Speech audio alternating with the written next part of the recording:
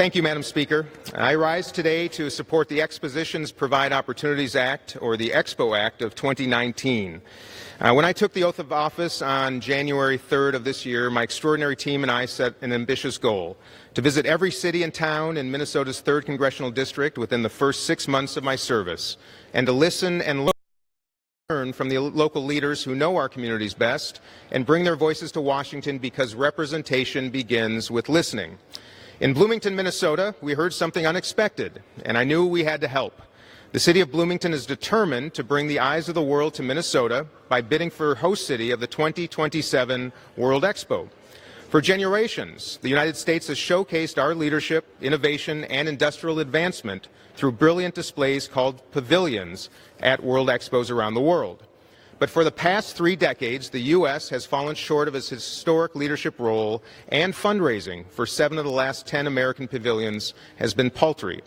In fact, the United States is the only G7 country that relies on private donations to guarantee its presence at World's Expos, and the only country that relies entirely on private funding for the creation of its pavilion. That, Madam Speaker, has left a vacuum which our strategic competitors, like Russia and China, have all been too happy to fill.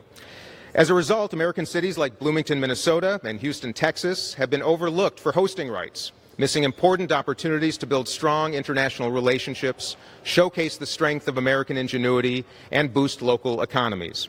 A critical component in competing for host city status is a country's pavilion at the current World Expo.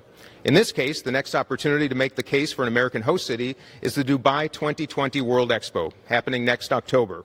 That is why I'm honored to stand with the City of Bloomington, Global Minnesota, the entire Minnesota House delegation, and a group of like-minded colleagues from both sides of the aisle, like Ranking Member McCall and Representatives Pete Olson, Lizzie Fletcher, and my colleague Ted Yoho, to change all of that with the Expositions Provide Opportunities Act, the EXPO Act of 2019.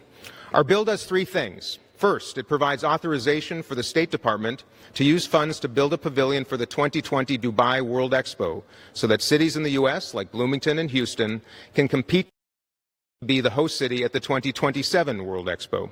Next, it requires the State Department to seek out matching funds from the private sector in order to alleviate the cost burden. Finally, it requires a series of reports from the State Department which shall contain the following items. 1. An estimate of the investment a pavilion could bring to the United States. 2. A report on the human rights record of the United Arab Emirates. And 3.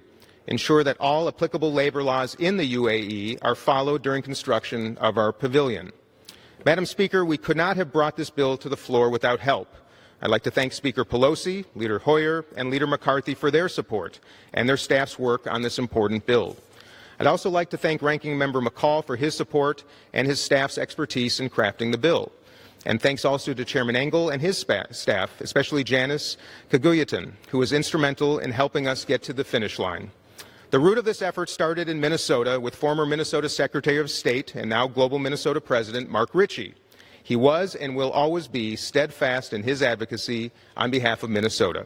Most of all, I'm grateful to the City of Bloomington, Minnesota, especially Mayor Gene Winstead and City Manager Jamie Verbrugge, for their counsel and advocacy on behalf of all Minnesotans.